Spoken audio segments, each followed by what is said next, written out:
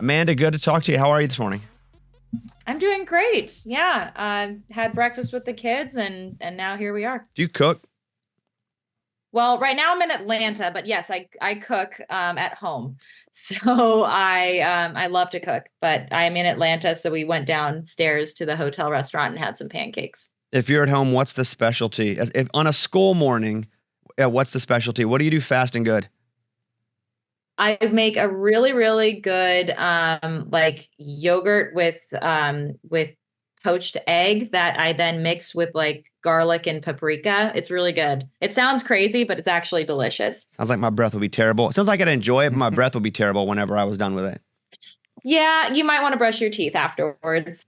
I was super excited to talk to you. I know, the process of writing a book just in general is hard. I've done it and I'm not good at it. And I wonder for you, because aside from your literal story and everything you've been through, having to write about that brings up a lot of feelings that sometimes that maybe you had repressed. Like, what did you learn about yourself when writing a book? Well, I've always used writing as a means of understanding what I'm experiencing. So it's a way of taking all of the stuff that feels really overwhelming that is inside of you and putting it in front of you and learning how to articulate what it means. It sort of puts you in a position of just like making sense of it. And after having gone on this journey to connect with my prosecutor and meet with him in person and really see him for the human being he is, I I came out of that experience thinking, oh my God, I finally did something in my adult life that really defines who I am. And it's not just the worst experience of my life that everyone defines me for. And so I felt like I have a story to tell.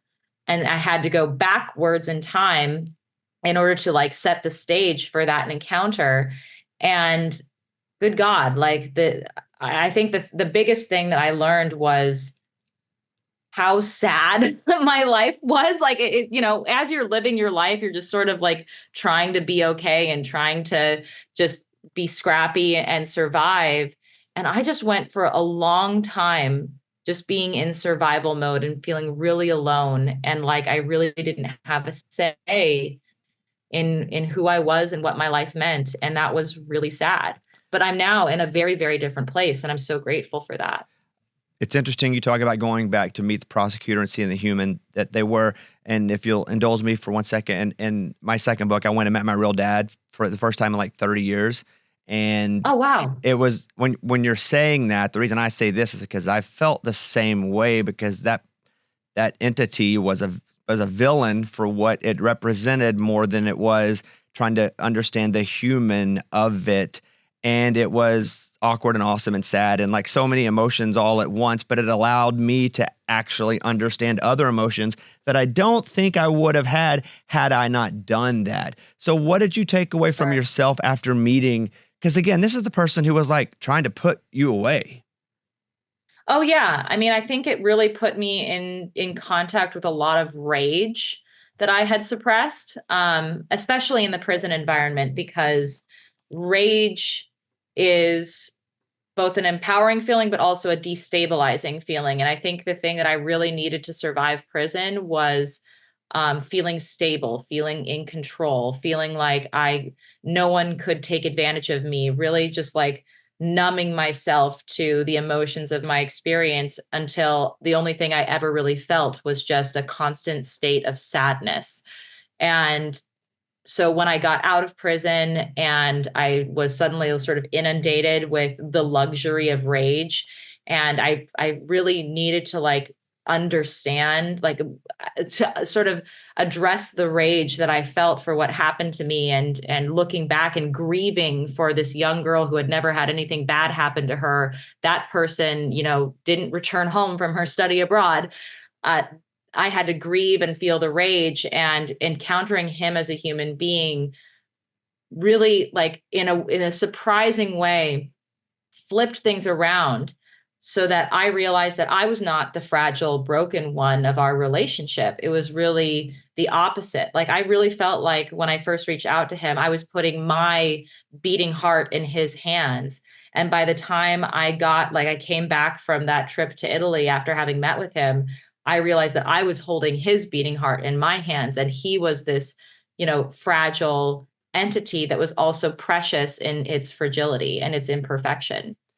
Yeah, I feel that. I feel the words that you're saying. And if I ask something that's a little too far, tell me. But whenever, what was the first you heard of anything that involved what led to you going to prison? Was it a knock on the door? Was it a phone call where you're like, wait, what's happening? You mean like the discovery of Yes, my the roommate's very when murder? the moment your life changed for a while, like where were you and how did that get communicated to you? What was happening? Well, I came home and discovered the crime scene. So I was the one who called the police. But you're Um, thinking though you're calling the police, so you're not it because you're calling the police. right. Yeah, Yeah, exactly. No, and of course, yeah. I mean, I think it was a life-changing moment just coming home and discovering that my house had been broken into and my friend had been murdered. Like, even putting aside like everything that came after that, like that was already a life-changing experience of like the fragility of life and the preciousness of life and how anything can change in a moment. Like that was already very, very destabilizing for me. But then, of course, I was then put through 53 hours of interrogation over 5 days and brought to the brink of my own sanity, where the police became convinced from the very beginning that I was a witness to what happened to Meredith. They did not believe me that I was not home when the crime occurred. And so they coerced me through bullying and physical and psychological abuse into convincing me that I must have been traumatized from having witnessed the event and didn't remember the truth and had to imagine reality in a different way and therefore implicate a person that I had a relationship with, which was my boss, Patrick Lumumba. Like the relationship was he was my boss. The night of the murder, we had exchanged text messages about coming into work or not. And they interpreted this as him being involved with me and therefore taking part in the crime, and I was covering for him. So I think of all of the things that I experienced, that was the most destabilizing. That's when my life was taken away from me. and I don't think I did a great job at asking the question, but you did a great job of answering it. But and I guess when did you feel like they started to turn on you? Like, did you feel it where it's like, oh, now I'm in their crosshairs. Oh crap. Well, yeah, I mean, during that final interrogation that went overnight, they started accusing me of lying, of covering for the murderer. And I spent countless hours trying to just tell them that that wasn't true, that I had always told the truth. I had spent, the night at my boyfriend's house, like I knew nothing about the murder, and they just wouldn't believe me. And then they convinced me that everything I thought to be true was wrong by lying to me and by hitting me and by yelling at me and doing this over the course of many hours. And so once that once that had gone off the rails, but even then, I didn't actually know that they were accusing me of the crime. The way that they framed it to me was that I was a victim of the crime, that I had witnessed it, but I had survived this like horrible ordeal. And it wasn't until I was already in prison and I was facing a judge that I was informed that I was under investigation for the murder of my roommate. So it's really like it came in these horrible stages of revealing information to me that I just didn't know as a 20-year-old kid, studying abroad and speaking to everyone in a language that I was not remotely fluent in. Yeah, how difficult was again, this is dramatic and intense communication and heavy consequences. But again, it's a language that is not your everyday language, and that has to also play a factor in how you're feeling emotionally about it, but also what you can understand, right? Yes, yeah. I thought that like one of the reasons why the police were so frustrated with me or all of that was just simply because I did not speak the language. I had only been in Italy for 5 weeks. So I had very limited ability with the language, and I very often did not have an interpreter there to assist me. I thought that one of the reasons why they might be accusing me of lying was because maybe they had misinterpreted something that I had said, or maybe I had said it the wrong way, or maybe I didn't understand their question. And so there were all of these like explanations in my head for why they were acting towards me not like the innocent person who was not involved in this crime that I was. And I think part of my, naivete, but even, this happens with adults, this happens with wrongful convictions, just being an innocent person positioned me to think that the police would never accuse me. Like it just never occurred to me that they would accuse me of participating in this crime. And so the only thing that I could try to maybe understand that they were communicating to me was that I had trauma induced amnesia from having witnessed something horrible. Like, what did I know? I didn't know. I was 20, again, I was 20 years old. I had zero experience with the police or with traumatic events, with crime. And so I was really like very vulnerable and in a state of what they call cognitive opening because of how destabilizing this sudden traumatic reality was to a very young person. Because it was so intense and because it was so unfamiliar, did you start to believe maybe they were right ever? Yeah. Yeah. I believed it for long enough to sign statements that they typed up. And then after I was allowed to sleep and people were no longer yelling at me, I realized how it was a mistake. And I wrote a retraction and then I was sent to prison. And, I mean, the thing is, I think that I was already sort of on a train that had left the station long before I even signed those statements. The police had already decided from the day one that what really happened, which was a burglar broke into our home and raped and murdered my roommate, they said that that was faked, that someone in the house had staged a break-in, and they looked directly at me and tapped my cell phone and no one else who lived in the house and targeted me from the very beginning. And the targeting to me, and I'm remembering this as well because it wasn't so long ago, but it still feels pretty recent. Did they, and I don't know if you did or not, but there was like a smiling thing where they were like, she smiled while we were talking to her, right?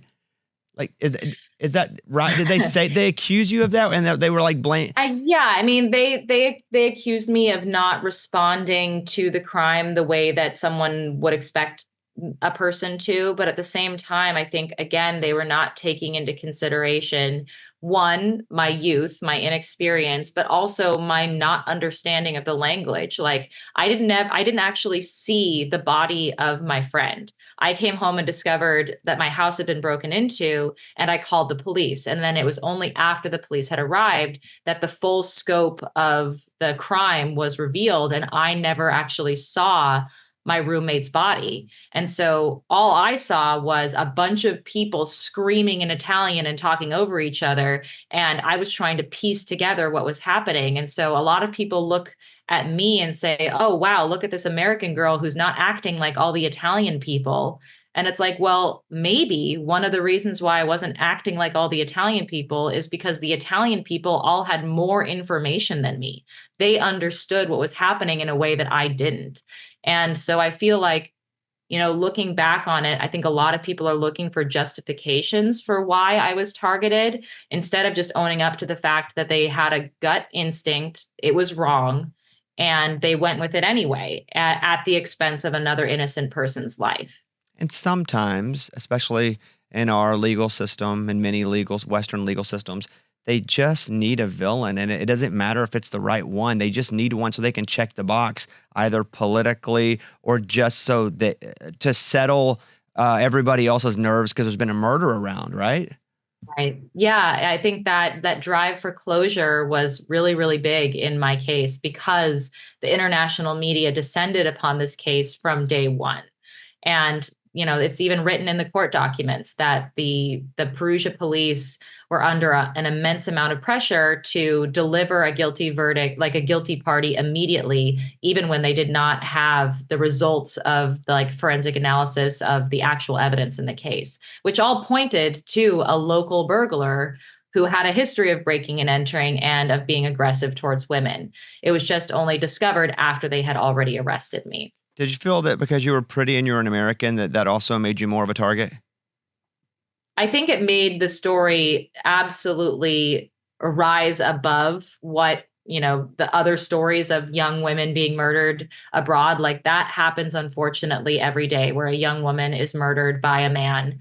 I think that the idea of a woman hating woman who is sexually charged really resonated with people. And so ultimately, the case was never really about the truth of what happened to my friend. It was about the scandal around this archetype of a woman who like hates other women. And that was the idea. That was the myth that was packaged by the prosecution and distributed by the media and made a hell of a profit. So you are convicted. At what point during the trial did you feel like, yeah, we're probably going to lose? I didn't believe we were going to lose, honestly. All the way up to my conviction, my family and I talked about how we were just in this dark tunnel, but there was a light at the end of the tunnel. The truth would win out. The prosecution's case was bizarre and based on a lot of false assumptions. Like for their case to have made sense, I needed to be in a secret love triangle between two men who didn't know each other. I had no history of communications with the person who actually committed this crime. So there were a lot of like leaps of fantasy to this case. And I believed, and I still believe, that the prosecution was only ever able to prove that I lived in that house. That's why my DNA was in my bathroom, for instance.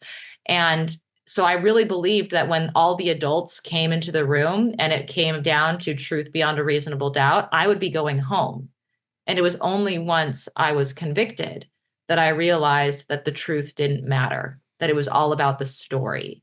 And I plunged into a new reality, a new realization that I talk about in Free My Search for Meaning, where I was like, oh my God, this is not the life I should be living, but this is my life.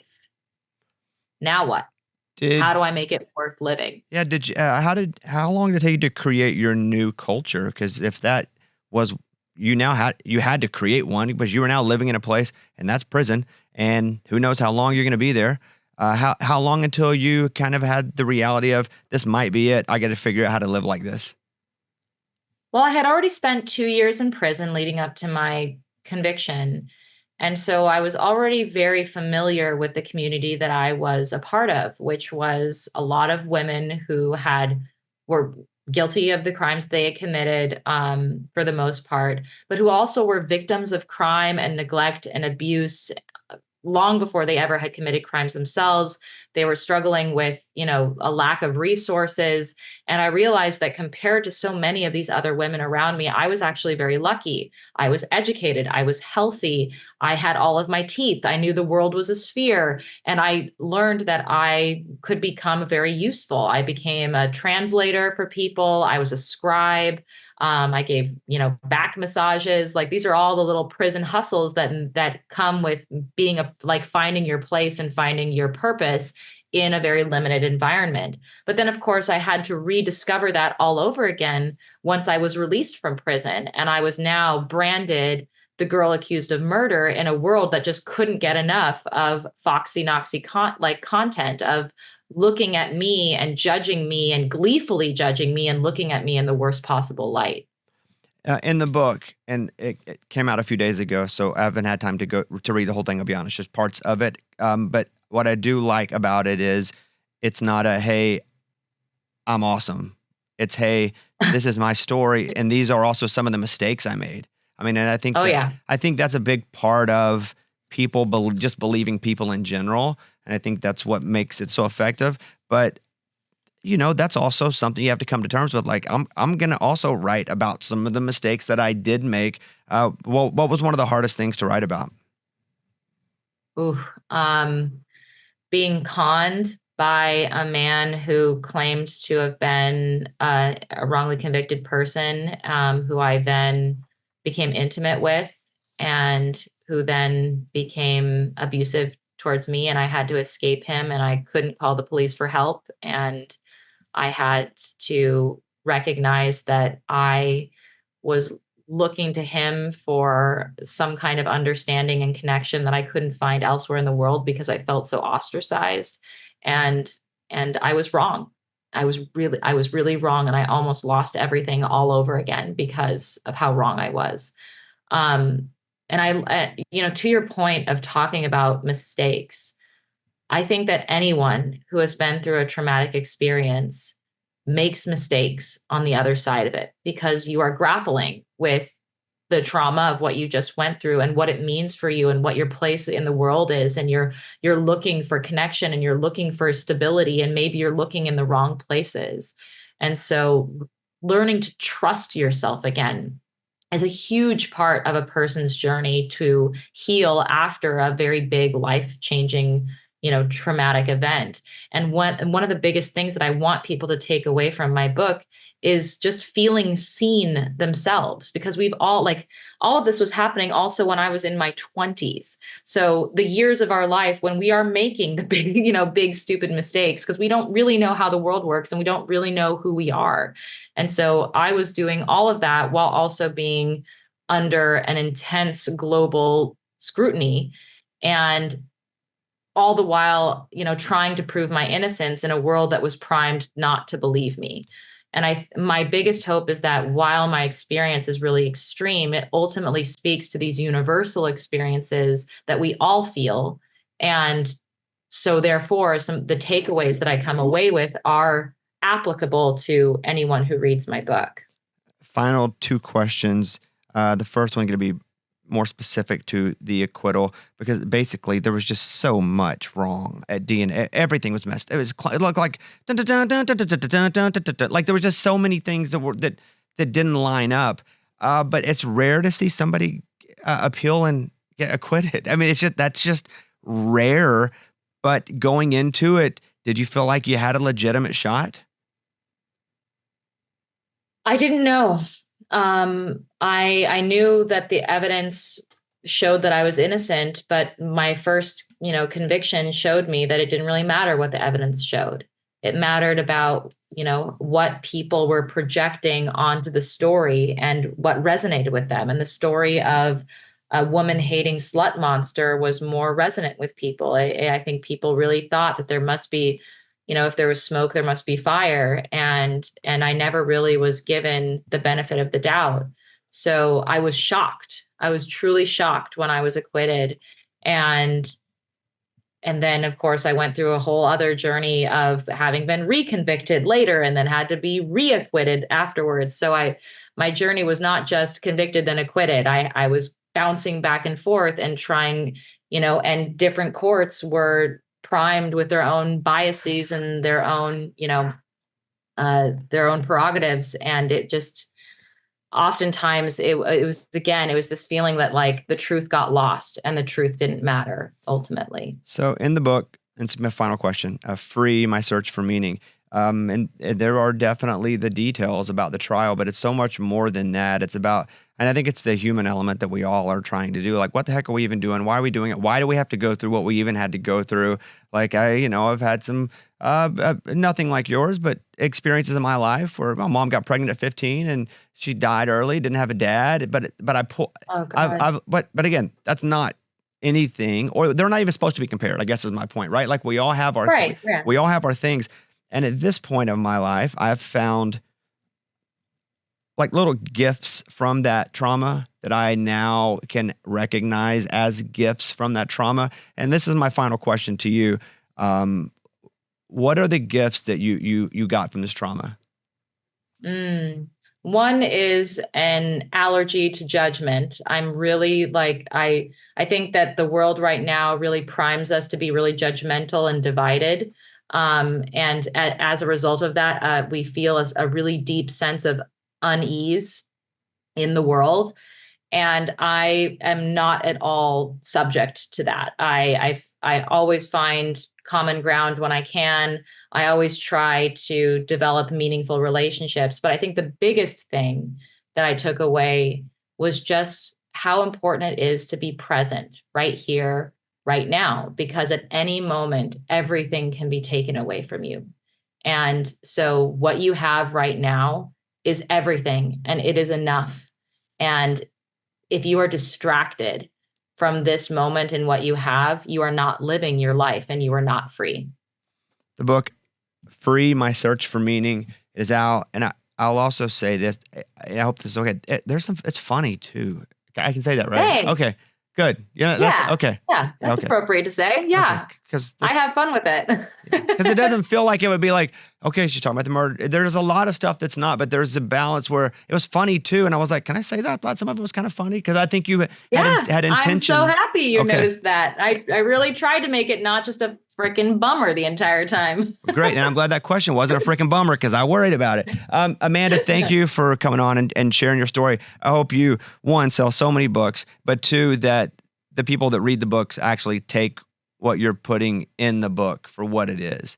And it's not just your story, but it's how your story is parallel with so many others and the growth they can take from, what you're offering in this book. So thank you so much. And I hope you have a great day. And I'm still not sold on the breakfast that you make, but I'm going to believe you. And I'll make it for you sometime. Well, I don't know about that. But thank you, Amanda. Have a great rest of the day. Yeah, you too. Thanks. Bye-bye.